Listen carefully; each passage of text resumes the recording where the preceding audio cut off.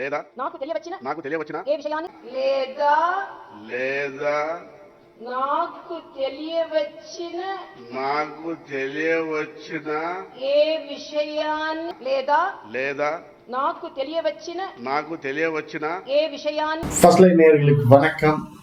எடுத்தோடனே கொஞ்சம் ஜெர்க்கா இருப்பீங்க, என்னடா இது தெலுங்குல ஏதோ தமிழிசை அக்கா பேசுறாங்க, இந்த ஃபர்ஸ்ட் லைன்ல ஏதோ தெலுங்கு சேனல் ஏதோ ஆரம்பிச்சிட்டோமா அப்படின்ற ஒரு சந்தேகம் உங்களுக்கு டக்குன்னு வந்துருக்கும். ஒரு செகண்ட் வந்து மறைஞ்சிருக்கும். நிச்சயமா தெலுங்கு சேனல்ல ஒன்று ஆரம்பிக்கலைங்க, ஃபர்ஸ்ட் லைன் தமிழ் சேனல் தான். ஆனால் நம்முடைய வீர தமிழச்சியான தமிழிசை அக்கா தெலுங்குல போய், அதாவது அவர் வந்து 2 மாநில கவர்னர், உங்களுக்கு தெரியுங்கள, அதாவது ஒருத்தருக்கு ஒரு மாநில கவர்னர் போஸ்ட் கிடைக்கிறதே ஒரு மிகப்பெரிய விஷயம். ஆனால் அக்காவுக்கு 2 மாநில கவர்னர், ஒரு பெரிய மாநிலம் ஒரு சின்ன மாநிலம் அப்படின்ற மாதிரி கவர்னர் போஸ்ட் கிடைச்ச லக்கு யாருக்கு அப்படின்னா அக்காவுக்கு மட்டும்தான் அது இருக்கு. ஏன் 2 மாநிலத்தில் கொடுத்தாங்க அப்படின்னா, அங்கே வைத்த சூடு இருக்குல்ல, அதாவது வந்து தெலங்கானா மாநிலத்தில் அங்கே சூடு தாங்க முடியாமல் அக்கா துடிச்ச போது ரொம்ப விஸ்வாசியான, பாஜக விஸ்வாசி, நம்ம சொல்றதெல்லாம் செய்யக்கூடிய ஒருத்தராக இருக்கக்கூடியவர் அப்படின்ற இது வந்து ஜி மனசில் ஆழமாக பதிஞ்சு போச்சு இல்லையா. ஆனால் கேசிஆர் என்ன துன்பம் கொடுத்தாலும் துயரம் கொடுத்தாலும் அக்காவை காப்பாற்றணும் அப்படின்றக்கா என்ன பண்ணாங்கன்னா, சிறிய மாநிலமான தமிழ் பேசும் மாநிலமான பாண்டிச்சேரியில் கொண்டு வந்து அக்கா, அது மாநில அந்தஸ்து கிடையாது, யூனியன் பிரதேசம் தான், இருந்தாலும் அங்கே வந்து ஒரு டபுள் இன்ஜினாக என்ன பண்ணிட்டாங்கன்னா, அதை இப்போதைக்கு வச்சுங்க, கேசிஆர் நம்ம எப்படி அடிக்கணுமோ அடிப்போம் அப்படின்னு சொல்லி பாண்டிச்சேரி கொடுத்து அவங்க கையில் வந்து ஒரு பூ மாலையை கொடுத்தாங்க. அதை எப்படி வந்து அவர்கள் வந்து ஹேண்டில் பண்ணாங்க அப்படின்றது எல்லாமே உங்களுக்கு தெரியும். பாரதிய ஜனதா கட்சி சார்பில் ஒரு கொடி நடுறது கூட ஆள் இல்லாமல் இருந்த பாண்டிச்சேரியில் இன்னைக்கு 3-4 எம்எல்ஏக்களை கொண்டு வந்து அக்கா உட்கார வச்சிருக்காங்க. எப்படி எம்எல்ஏக்கள் அப்படின்னா, எலெக்ஷன் நின்று வந்தாங்களா, இல்லை மக்கள் ஆதரவு வந்தாங்கன்னா இல்லை, அவர்களுக்கு நியமன எம்எல்ஏக்களை நியமிப்பதற்கு ஆளுநருக்கு அதிகாரம் இருக்கு. உடனே வந்து ஒரு 2-3 பேரை பாஜக எம்எல்ஏ அப்படின்னு சொல்லி ஒரு 3 பேரை கட்சி தொண்டர்களை கூப்பிட்டு அவர்களுக்கு எம்எல்ஏ போஸ்டிங்கை கொடுத்து, அதுக்கப்புறம் அங்கே வந்து ஜான் ஒருத்தர் விலைக்கு வாங்கி காங்கிரஸ்ல இருந்தவரை பெரிய அமௌண்ட்டை கொடுத்து அதை வைத்து அப்படியே அந்த கட்சியை வந்து வளர்த்தெடுத்து அப்படியே வந்து கொண்டு வந்து ஒரு கூட்டணி ஆட்சி மாதிரி கொண்டு வந்துட்டாங்க. இதுல ஜிக்கு ரொம்ப ரொம்ப சந்தோஷம். நம்ம என்ன நினைக்கிறோமோ அதை தீயா செஞ்சு முடிக்கிறது நம்ம தமிழிசை தான் அப்படின்ற மாதிரியான ஒரு பெருமை மிகு ஒரு சிஷியை அவங்கள ஏற்றுக்கிட்டாங்க. அதுவும் ஒருவர்களுக்கு தமிழர்களுக்கு பெருமை தான். ஒரு கவர்னராக இருந்து பாண்டிச்சேரியை உடச்சி பிஜேபி என்னன்னு தெரியாத ஒரு குறு மாநிலத்தில் வந்து பிஜேபி வந்து தாமரை மலர்ந்தேத்துன்னு ரொம்ப நாள் தமிழ்நாட்டில் பேட்டி கொடுத்துட்டு பேசிட்டு இருந்த அக்கா தமிழிசை அக்கா அங்கே போய் மலர வச்சுட்டாங்க அப்படின்னே சொல்லலாம். கடையில் வாங்கினாலும் தண்ணிக்குள்ள நட்டு வச்சுட்டாங்க அப்படின்ற மாதிரி தாமரையை கொண்டு வச்சுட்டாங்க. ஸோ இதுக்கு இடையில ஏன் வந்து அவங்க தெலுங்கானா பக்கம் போறது இல்லை? தெலுங்கானா பெரிய ஸ்டேட், அதோட ஆளுநர் தானே, வருஷக்கணக்காக அந்த பக்கமே தலை காட்ட முடியாம இருக்கிறதுக்கான காரணம் என்ன அப்படின்னு ஒரு காரணம் இருக்குல்ல. ஆனால் தெலுங்கானா ராஷ்டிரிய சமிதின்னு ஒரு கட்சிங்க, அதுதான் ஆட்சி செஞ்சுட்டு இருக்கு கிட்டத்தட்ட 3 பீரியடுக்கு மேலே. இப்போ வந்து அது பாரதிய ராஷ்டிரிய சமிதின்னு மாறி இருக்கு. அதோட தலைவர் தான் கேசிஆர். அவர் வந்து ஒரு சுதந்திர போராட்ட தியாகி மாதிரி அந்த மக்கள் நினைச்சுக்கிறாங்க. ஏன்னா ஒட்டுமொத்த ஆந்திராவை 2ஆ பிரித்து தெலுங்கானா ஆந்திரான்னு தனித்தனியாக பிரிக்கிறதுக்கு தனி மாநில கோரிக்கை வைத்து மிகப்பெரிய போராட்டத்தை நடத்தி அந்த மக்கள்கிட்ட ஒரு அதை தனி மாநிலமாகவும் பிரித்து அதில் முதலமைச்சராகவும், அதாவது அன்னபோஸ்ட்னு சொல்ற அளவு கூட இல்லைன்னா 110 இடங்களை பிடிச்சவர், 115 இடங்களை 110 இடங்களை பிடித்தவர் சந்திரசேகர ராவ். அவர் தான் இன்னும் 3ஆவது பீரியட் மேலே ஆட்சி நடத்திட்டு இருக்காரு. ஆனால் இவருக்கு செக்கு வைக்க பாரதிய ஜனதா கட்சி என்ன பண்ணுச்சு அப்படின்னா, தமிழிசை அக்காவை கொண்டு போய் கவர்னராக போட்டு குடைச்சலை கொடுக்க ஆரம்பிச்சது. அவர்கள் எப்படி ஆள் தெரியுமா, நம்ம தமிழ்நாடு மாதிரி மித்த ஸ்டேட் மாதிரிலாம் வந்து அப்படியே எதுக்கும் பணிஞ்சு போய் குனிஞ்சு போகிற ஆட்கள் கிடையாது. ஏன்னா ஒரு சின்ன உதாரணம் சொல்கிறேன். கொரோனா டைமில் அவர்கள் மக்கள் அந்த கொரோனாவில் வெளியில் வந்தவங்கலாம் போலீஸ் ஃபைன் போட்டுச்சு பாருங்க. அது எல்லா இடத்துலையும் நடந்துதான். நம்ம தமிழ்நாட்டிலே போலீஸ் ஃபைன் போட்டாங்க, சில பேரை விரட்டி விட்டாங்க, இப்படிலாம் பண்ணாங்க. ஆனால் தெலுங்கானாவில் என்னன்னா, ஏன்டா வெளியில் வந்தேன்னு போலீஸ் வெளியில் வந்தோன்னு அடிச்சே கொண்ட சம்பவங்கள்லாம் நடந்திருக்கு. அந்த அளவுக்கு மக்கள் மேலே பாசம் உள்ள ஒரு கேசிஆர் மக்களை வந்து, அதாவது ஒரு சட்டத்தை நிலைநாட்டணும் அப்படின்னா அந்த சட்டத்தையே கொண்டுருவார் அப்படின்ற மாதிரி அந்தவனுக்கெல்லாம் மரண அடி. அந்த வீடியோலாம் இருக்கு, ஒரு நாளைக்கு நான் போடுறேன். கொரோனா டைமில் வந்து மக்கள் வந்து காப்பாற்றப்படவன் வெளியே வந்தால் கொரோனா பரவிடும்னு சொல்லி அவனை காப்பாற்றுறேன்னு சொல்லி அவனை அடிச்சே கொண்டு விட்டாங்க போலீஸில். ஸோ இந்த மாதிரியான ஒரு ஸ்டேட்டு, அந்த மாதிரியான ஒரு முதலமைச்சர் தான் நம்ம கேசிஆர். ஸோ அங்கே போய் அக்கா மாட்டினா விட்டுருவாங்களா?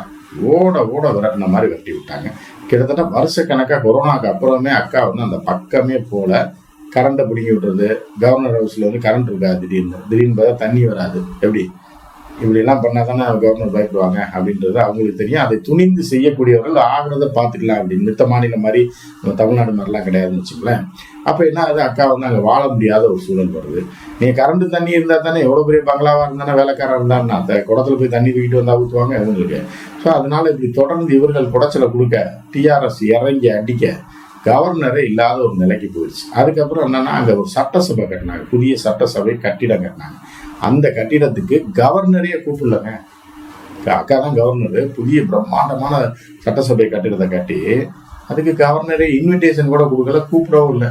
அதுக்கு பத்திரிகையாளர்கள் அவர்கிட்ட கேட்கணும், கவர்னர் இங்கே கூப்பிடணும் அப்படின்னு. அவர் மத்திய அரசால் நியமிக்கப்பட்ட ஒரு பிரதிநிதி, அவரை கூப்பிடணும் அவசியம் இல்லையா? நான் நினைச்சா கூப்பிடலாம், கூப்பிடாமே விடலாம்.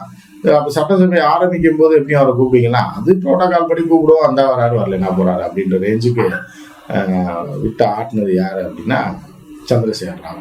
அதே மாதிரி ஜிக்கு வந்து இடையில ஒரு நாள் நம்ம நிர்மலா அக்கா போய் அங்கே போய் மத்திய அரசுல எவ்வளோ திட்டம் போட்டிருக்கோம், அவ்வளோ போட்டிருக்கோம், எவ்வளோ நிதி கொடுக்குது மத்திய அரசு. ஆனால் மத்திய அரசு இப்போ நிதி கொடுக்குறதுலையும் மத்திய அரசோட திட்டங்கள்லையும் நம்ம ஜி ஃபோட்டோவே வைக்கல அப்படின்னு சொல்லி பேசிட்டு வந்துட்டாங்க. அடுத்த நாள் விடியறதுக்குள்ள என்ன பண்ணாங்க தெரியுமா, எல்லா கேஸ் சிலிண்டர்லையும் ஜி படத்தை ஒட்டி விட்டாங்க. இதுதான் ஜியோட சாதனை அப்படின்னு சொல்லி எல்லா கேஸ் சிலிண்டர்லையும் வச்சு நைட்டோட நைட்டா பிரம்மாண்டமா ஹைதராபாத் முழுவதும் பல்வேறு இடங்கள்ல ஒரு 60 அடிக்கு 40 அடி உயரத்துல பிரம்மாண்ட கட் அவுட், இது டிஜிட்டல் பேனர் வச்சு லைட்டிங்லாம் போட்டு ஜி படத்தை போட்டு கேஸ் விலை எவ்வளோ இருந்துச்சு, எவ்வளோ ஏறி இருக்கு, அவருடைய சாதனையை பாருன்னு வச்சு விட்டாங்க. சும்மா இல்லாமல் நிர்மலாக்கா இப்படி வாயை கொடுத்து அங்கே போய் ரொம்ப அசிங்கப்பட்டாங்க. இதெல்லாம் கடந்த காலத்தில் நடந்தது. இந்த நிலையில தான் அங்கே திருப்பி நம்ம தமிழிசை அக்காவை அங்கே கூப்பிட்டுருக்காங்க. எதுக்குன்னா, ஒரே ஒரு மினிஸ்டருக்கு பதவி ஏற்று வைக்க வேண்டும் வாங்க அப்படின்னு. ஆனால் அக்கா பயந்துக்கிட்டு இப்படி யோசிச்சிருக்காங்க. சரி அங்கே போனால் வச்சு செய்வாங்கன்னு. ஏன்னா விவேக் காமெடி மாதிரி நெஞ்சில் குத்துனா கூட அப்படியே கண்ணீர் வராத மாதிரி சிரிச்சுக்கிட்டே நடிப்பார்ல, அந்த மாதிரி இந்த ஒரு தெலுங்கு இதில் போயிட்டு அந்த மாதிரி அக்கா வந்து ரொம்ப பயத்தில் இருந்தபோது அவங்களே கூப்பிட்டுருக்காங்க. சிஎம்ஏ பேசி வாங்க, ஒன்றும் பண்ண மாட்டாங்க அப்படின்ற மாதிரி ரேஞ்சில் கூப்பிட்டு அப்புறம் இன்னைக்கு போய் ஒரு அமைச்சருக்கு பதவி பிரமாணம் செய்து வச்சிருக்காங்க, அதுவும் தெலுங்குல. அதுதான் இப்போ அந்த காட்சியை நீங்கள் பாருங்க. இப்படி டீல் பண்ணாதானே கவர்னரை எப்படி டீல் பண்ணுறதுன்னு டீல் பண்ண முடியும் இல்லையா? இப்போ நம்ம தமிழ்நாடு மாதிரி கவர்னர் லூஸில் விட்டு அவர் கோயம்புத்தூர் போகிறாரு, மடிப்பாக்கம் போவார், மாதவரம் போவார், எங்கிட்ட போய் நான் தேவனை பேசுவார், கிட்ட நடப்பார். இப்படி விட்டுட்டு இருக்கிறதுக்கு அங்கே அடிச்ச அடியில் 2 வருஷமா அக்கா போல இப்போ போய் தெலுங்குல பதவி பிரமாணம் செஞ்சுட்டு இருக்காங்க. அந்த அந்த அக்காவுடைய சுந்தர தெலுங்குல எப்படி பேசுறாங்க அப்படின்றத கேட்டிங்கன்னா ரொம்ப இன்ட்ரெஸ்டிங்காக இருக்கும். அதை கேளுங்க, அடுத்து நம்ம தொடரலாம். డాక్టర్ పట్నం మహేందర్ రెడ్డి నేను శాసనం ద్వారా నిర్మితమైన భారత రాజ్యాంగం పట్ల నిజమైన విశ్వాసం విధేయత చూపుతానని భారతదేశ సార్వభౌమాధికారాన్ని సమగ్రతను కాపాడుతానని తెలంగాణ రాష్ట్ర మంత్రిగా నా కర్తవ్యాలను శ్రద్ధతో అంతఃకరణ శుద్ధితో నిర్వహిస్తానని భయం గాని పక్షపాతం గాని రాగద్వేషాలు గాని లేకుండా రాజ్యాంగాన్ని శాసనాలను అనుసరించి ప్రజలందరికీ న్యాయం చేకూరుస్తానని దైవ సాక్షిగా ప్రమాణం చేస్తున్నాను. கேட்டீங்களா? இப்படிதாங்க இருக்கிற ஆட்சி முதலமைச்சர்னா மிரண்டு ஓட விடணுங்க.